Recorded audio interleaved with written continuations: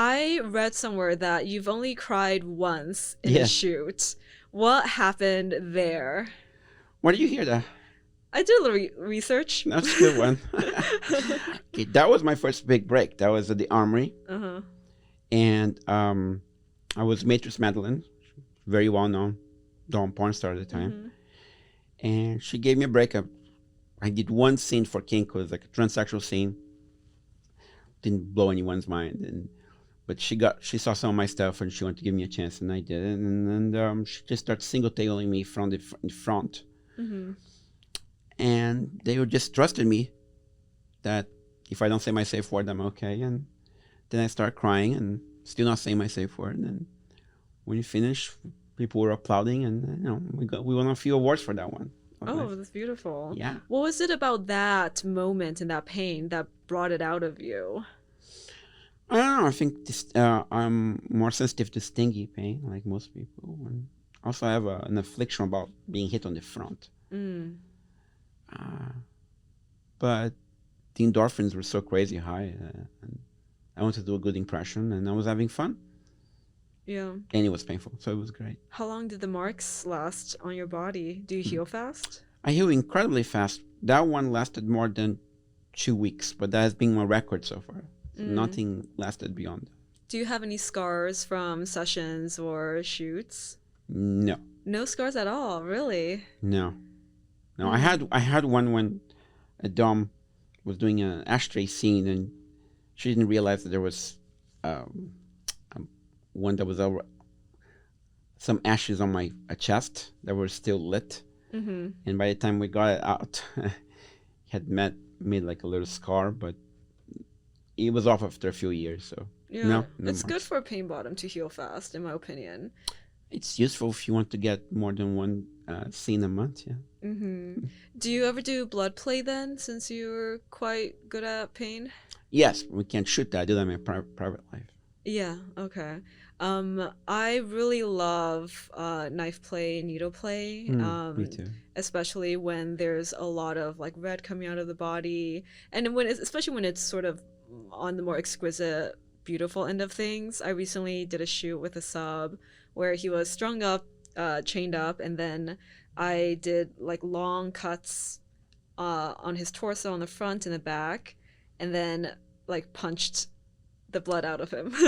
And there was just like such beautiful splatters on my face and all over the walls and coming down my gloves, and it was so much fun. Where did you sell that?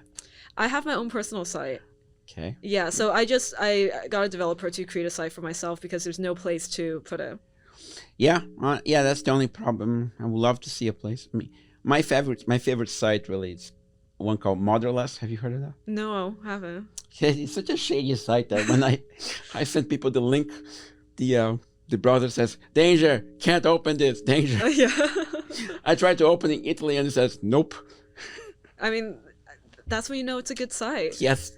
Yeah, my personal site right now, because of the way it's built out and because the payment processor allows that, it doesn't, well, it allows the content, there's some workarounds around it.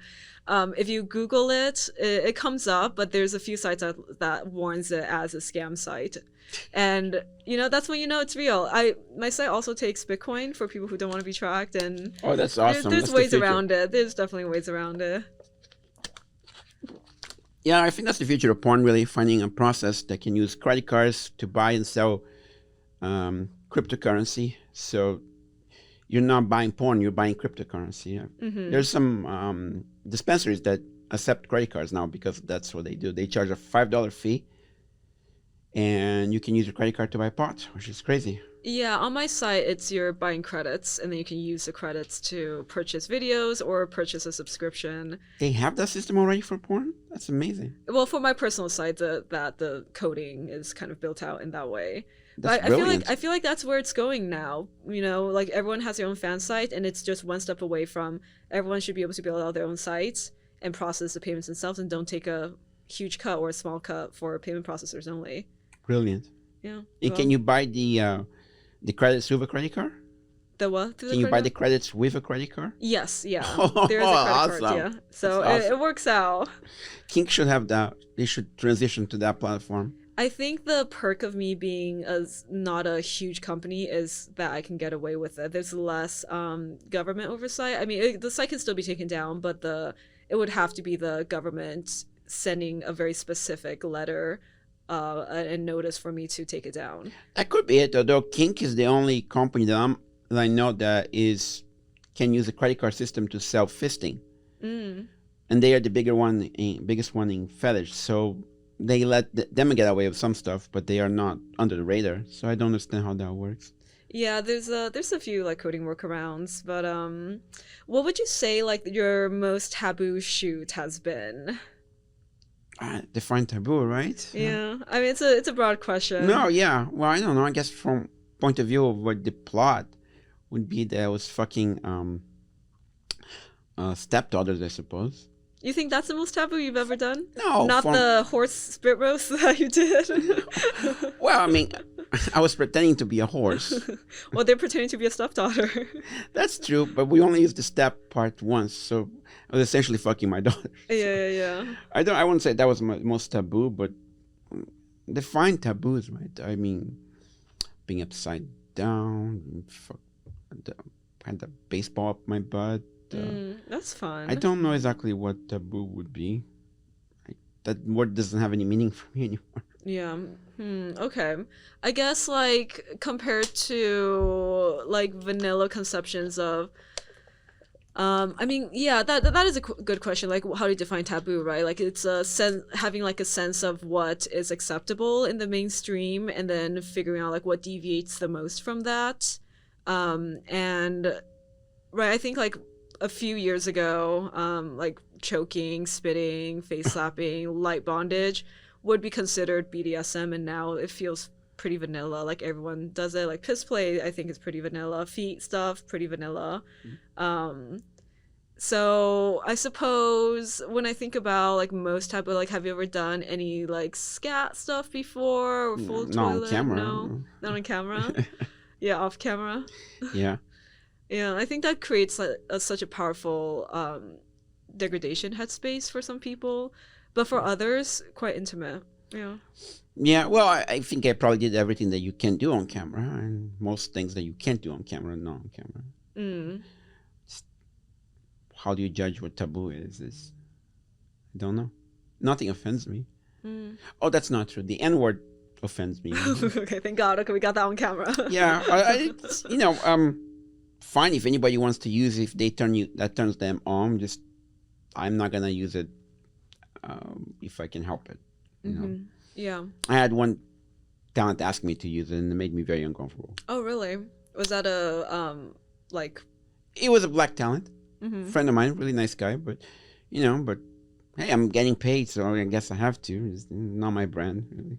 Yeah, I think that word, especially in the U.S., is it's so incredibly loaded. I can't really judge. I love being called a fag. I love it. So who am I to say that you like to be called the N-word? I mean, I don't like it, but it's not for me to judge. Yeah, I heard from Slayer just now when we were doing the interview that you're very good at cuckolding scenes. That was mostly my work for most of my career, actually. Yeah. Yeah, like really good at the verbal self-humiliation and all of that. That's Where do you find inspiration for all the verbiage? I don't say much. I kind of repeat what they tell me. Okay. I don't know. I mean, I've been doing it for such a long time. Such a long time that when Netflix did a documentary on sex and they were talking about cuckold sex, you can see me there for 10 seconds. Because they probably just Googled cuckold porn and they saw one of my scenes. Yeah, I mean, at this point, you've done this for so long. You've accepted so much of this world. Can you even get humiliated or degraded anymore? No. Because you're so at peace with it. And I think humiliation, degradation always requires an element of shame, right? But if you're completely shameless, is it possible for you to feel that way anymore? It's a disappointing thing. I used to miss that. Yeah. I think public humiliation is still something I want to explore more. But it's difficult to find doms that are comfortable taking me in public because they're afraid of offending other people. Not putting people who didn't consent to the play. Mm-hmm. And my feeling is more like, is it legal?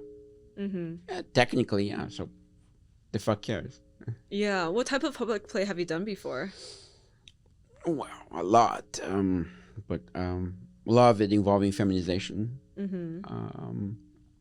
Some things I can't go into it in public, but but yes. Um, but it depends. It's hard to find doms who are okay doing that. Yeah. Most of it were in public in public or private parties, which Mm-hmm. I don't find it very humiliating because people are expecting to see stuff like that. Yeah, you have to break some rules for it to be a certain way.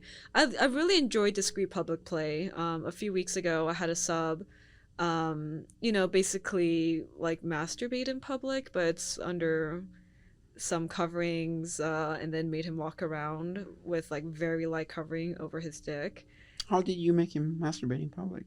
Just like I told him to unzip his pants and start doing it like at the table, and I let him take off his jacket a little bit. But there was just so many people around that I definitely think someone saw, because there's a couple at a table next to us that I think saw his hand moving in a certain way, and they were they walked off. Yeah. That's cool. When I think of public humiliation, it's more like getting me in a French maid outfit and walk me to Starbucks. Oh, so it's very very obvious. Well, yeah, that's the humiliation part. Yeah. And very few people are willing to do that because the other people didn't consent to that. Yeah, I think there is a like healthy boundary there around being seen in public. Most people think like you. Mm-hmm. My view is like, well, is it illegal to dress like a French maid and go to Starbucks? No. Mm-hmm. What, is it going to affect someone's life? Like a kid seeing you like that, is it gonna really that different than anything else? Like, yeah, come on. Mm. Mind your own business, right?